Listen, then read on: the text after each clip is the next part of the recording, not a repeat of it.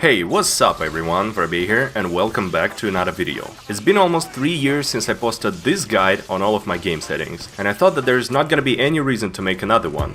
But there are multiple reasons now. First of all, I'm using a different config for like a year already, and I also have a new gaming setup.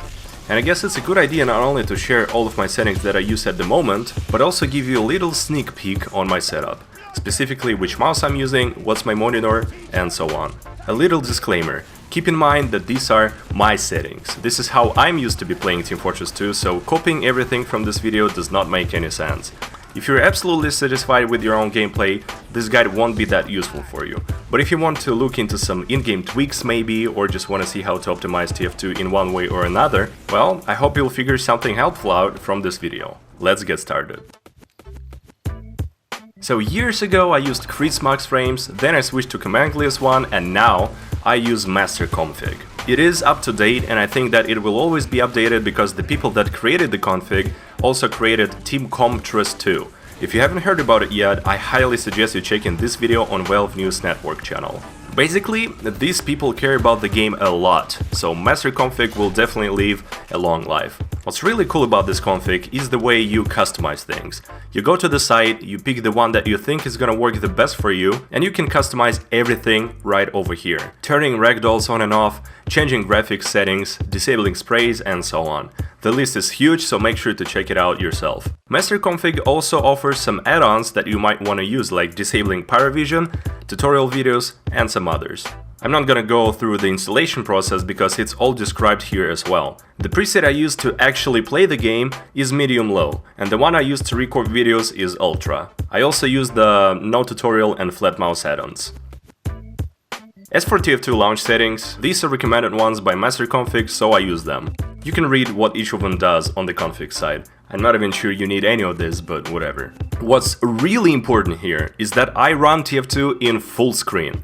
In the previous guide I said that I run in a windowed no border. Never use windowed no border. Play full screen. What windowed does is it gives you input lag, especially mouse one. It's when you move your mouse around the table, but in-game it has a bit of delay before it starts moving.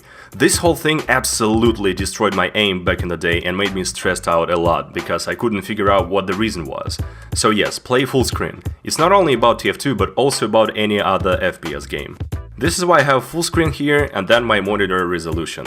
This little command forces the refresh rate to 144Hz because I have a 144Hz monitor. Not sure if it helps, but I have it just in case. DX level I'm using is 90. Hopefully everyone knows already what DX level does. If not, you can rewatch my previous guide video. After you change the DX level in launch options, make sure to launch the game once, close it, and then remove the command. I still use my cool bubble heat sound. I found a bubble pop sample a long time ago and thought, hey, maybe it can work. The result is, it's now one of the most satisfying heat sounds for me. The download link to it is in the description. The way to install this heat sound is simply grabbing the heat sound folder and putting it in your Team Fortress 2 TF custom folder. When you're in-game, go to advanced options and make sure that your heat sound is default. These two sliders control the pitch of the heat sound, so when you do little damage, it will sound high-pitched, and when you do lots of damage or crit someone, it's gonna be bass. Now let's talk about other cosmetic changes. Some people have still asked me about my damage numbers. The way to add them is going to advanced options again and turning this option on. Yay, now you have damage numbers. I also have this turned on too. What it does, it adds every hit up into one number. This console command is also useful if you want to have it just like I do. It means that even if you stop shooting an enemy and continue shooting him in 1 second, it will still show you total damage. The color of my damage numbers is yellow. To achieve it, put these 3 sliders the same way I did. You can experiment with the settings a bit, maybe you'd want some other colors, but as for me, yellow is the easiest one to see on any map. What you still cannot do in TF2 though, is making these numbers bigger. I remember that by default they're pretty small and unnoticeable. If you think so as well and want to have them bigger, just copy the folder DMG text color, link to it is also in the description, and put it in your custom folder where the heat sound is. and you're good to go. Speaking about HUD, after all these years, I still use the default minimized TF2 HUD. And yes, I probably won't ever install any custom one. If you want to have it too, go to Advanced Settings, HUD Settings, and there it is. Field of view options are still the same for me as well, nothing changed here. The weapon models field of view is 70 and the in-game field of view is 90. And of course, I still use the minimized view models so they don't block my screen. I believe that these settings might be the best ones that you can get in Team Fortress 2 without need to install anything custom. It's just so minimalistic, no unnecessary information at all, really comfortable to play with. Now let's talk about the crosshair. The one I use now, not only in TF but in other games too, is this circle one. It's default crosshair number 3, the size is somewhat around here, and the color is green plus a little bit of blue.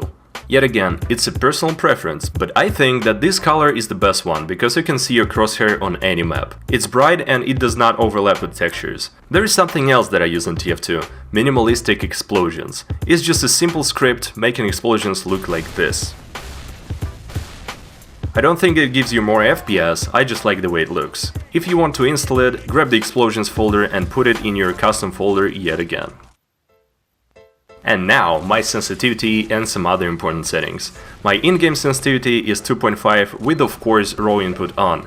I still don't use any acceleration or filtering and will never use it. My mouse DPI is 800, so I have about 20.8 cm per 360. It's still a pretty high sensitivity, but a lot lower than I used before. I find it really comfy to play with as both projectile and hitscan classes. I use the same settings on all the classes. Even more to say, I use the same sensitivity in all the shooter games that I play. The mouse I'm using is a Logitech G403. I absolutely love it, it lays perfectly in my hands. Just saying, I'm a really tall person with huge fists, and this mouse design is definitely the best one for me. Mice like this or this feel really small. I mean, I used a bloody V8 previously and oh boy, it was so much worse. So if you're a big boy like I am, try using a classic looking mouse for a bit and maybe it will work better for you too. Now LERP settings. If you don't know what it is, the easiest way to describe it is Soldier, for example. If you remember, when you install TF2, with default settings, if you shoot a rocket, it's gonna fly out of a rocket launcher with a little delay, which is terrible. With enhanced settings, it flies instantly, just the way it is supposed to. Don't use default LERP settings, unless you have a really bad internet connection. There is a guide about all these settings that is still up to date, people discuss stuff over there, so check it out. There are perfect settings for hitscan classes, perfect settings for projectile classes, for bad and good internet. Anyway, the settings that I use for all the classes are these ones. Did not really experience any problems with them. And yet again, it's really personal. If you play Spy or Soldier 24/7, there are settings that can work better. You can find them on the internet. And well, last but not least, I now play on a different monitor. The one that I use is Acer Nitro VG270UP, this one. And it's an important change because I've been using 24-inch monitors my entire life and this one is 27 inches. It's also 144 Hz and not 60 Hz that I had before. So I think this information can be useful for those who are thinking about a monitor upgrade. As you could think, 24 and 27 shouldn't be that big of a difference, right? But it goddamn is. The first day of using 27-inch, the monitor was feeling huge. It was genuinely impressive to me. After using it for some time, I understood that I don't want to use a smaller screen ever in my life. But how is it for gaming? Well, I'm obviously that type of a gamer that sits pretty close to the screen, and I can definitely say that it does not feel too big for FPS games. It is a bit of concern for some people that want bigger screens. Is it gonna feel good? Will I have to sit further away from my setup? With 27-inch, I did not experience any discomfort. I still sit where I used to, I maybe moved the monitor a bit away, but it is still an amazing experience. If you play other games besides FPS, like racing games, RPGs or anything else, a bigger diagonal is a must-have in my opinion. Everything looks so much better and detailed. It's simply beautiful. At the same time, anything bigger than 27 is gonna be too much for first-person shooters. Concluding everything that I said, as I think 24 and 27 diagonals are the best ones for FPS games, and I would not recommend anything above that. It's of course if you sit close to your screen just like I do. If you're a different type of a gamer that is just chilling on his sofa, playing on a, I don't know, a gamepad or something, Yeah, sure thing, you can go for any size that you want. Is refresh rate a big deal? A 100% yes. After playing on 144Hz, I can't even look at 60. My tracking improved insanely and my overall hit scan aim got a lot better. Projectiles were screwed though. My flicks started feeling not like flicks anymore, but like very fast tracking. It took me quite some time to get used to them again, but now it's not a problem. Everything feels so smooth, not only playing but browsing the internet. Doing anything actually. I will in fact go for even higher refresh rates in the future, and I think that refresh rate is probably a #1 thing to keep in mind when switching a monitor.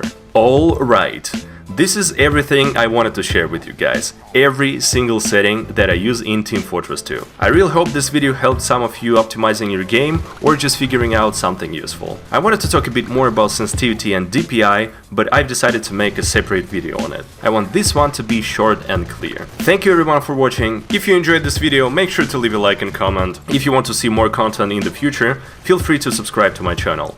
And as always, have an amazing day, see you in the next video, peace.